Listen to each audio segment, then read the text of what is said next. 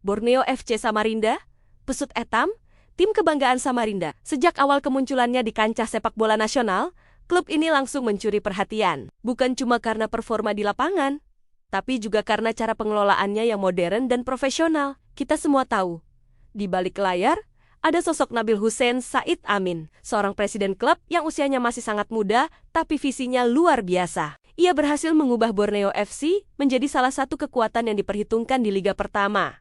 Tapi, seperti kata pepatah, semakin tinggi pohon, semakin kencang anginnya. Belakangan ini, Borneo FC sedang menghadapi ujian yang cukup berat, bukan dari lawan di lapangan, tapi dari supporter mereka sendiri.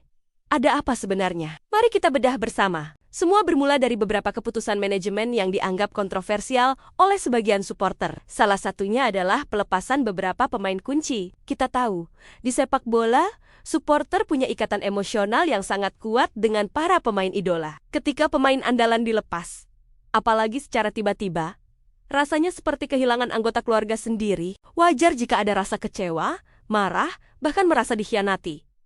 Reaksi di media sosial pun meledak. Tagar-tagar kritikan bermunculan. Kolom komentar penuh dengan tuntutan dan pertanyaan. Kenapa pemain A dilepas? Manajemen tidak serius. Presiden klub sudah tidak peduli lagi. Suara-suara ini menunjukkan betapa besarnya cinta dan kepedulian supporter terhadap Borneo FC. Mereka ingin tim kesayangannya terus berprestasi, terus menjadi yang terbaik. Emosi ini tulus, datang dari hati. Namun, di sisi lain, kita juga perlu melihat dari sudut pandang yang berbeda, yaitu dari kacamata bisnis dan profesionalisme. Sepak bola modern bukan lagi sekadar olahraga 11 lawan 11 di lapangan hijau. Ini adalah sebuah industri yang kompleks. Ada perhitungan finansial, ada strategi jangka panjang, dan ada dinamika pasar pemain yang harus dihadapi. Sebuah klub profesional harus dikelola dengan rasionalitas, bukan hanya emosi. Setiap keputusan, termasuk transfer pemain, pasti sudah melalui pertimbangan yang matang. Mungkin ada pertimbangan soal gaji pemain yang terlalu tinggi dan bisa membebani keuangan klub. Mungkin ada tawaran dari klub lain yang sangat menguntungkan secara finansial, di mana dana hasil penjualan bisa digunakan untuk membeli beberapa pemain baru yang lebih potensial atau untuk mengembangkan infrastruktur klub. Bisa juga, ini adalah bagian dari strategi regenerasi tim. Melepas pemain senior yang performanya mungkin sudah mulai menurun untuk memberi kesempatan kepada talenta muda yang lebih segar dan punya prospek cerah di masa depan. Ini adalah siklus yang wajar terjadi di klub-klub besar di seluruh dunia. Manchester United pernah melepas Cristiano Ronaldo, Barcelona harus merelakan Lionel Messi. Tentu, skala dan situasinya berbeda, tapi prinsipnya sama. Klub harus bergerak maju. Disinilah terjadi benturan antara dua dunia.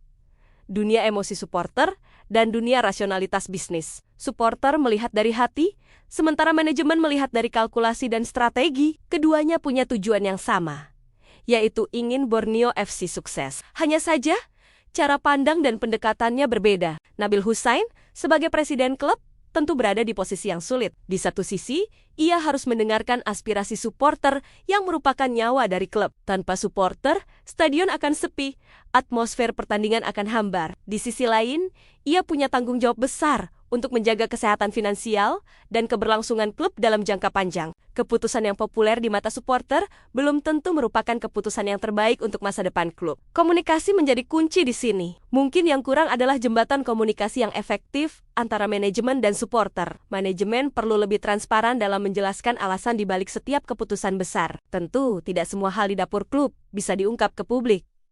Tapi memberikan gambaran umum tentang visi dan arah kebijakan klub bisa membantu meredam gejolak, menjelaskan bahwa setiap langkah diambil demi kebaikan Borneo FC. Meskipun terasa pahit di awal, bisa membangun kembali kepercayaan. Sebaliknya, supporter juga perlu sedikit membuka pikiran dan mencoba memahami kompleksitas pengelolaan sebuah klub profesional. Memberikan kritik itu penting dan sehat, tapi kritik yang konstruktif, bukan sekadar caci maki atau ujaran kebencian. Dukungan tidak hanya diberikan saat tim menang, tapi juga saat tim sedang melalui masa transisi yang sulit. Kasus Borneo FC ini menjadi cerminan dari dinamika sepak bola modern di Indonesia. Klub dituntut untuk profesional, mandiri secara finansial, dan berprestasi. Tapi di saat yang sama, mereka tidak bisa lepas dari akar emosionalnya, yaitu para supporter. Menemukan keseimbangan antara rasionalitas bisnis dan sentimen supporter adalah tantangan terbesar bagi setiap klub sepak bola di era sekarang. Tidak terkecuali Borneo FC.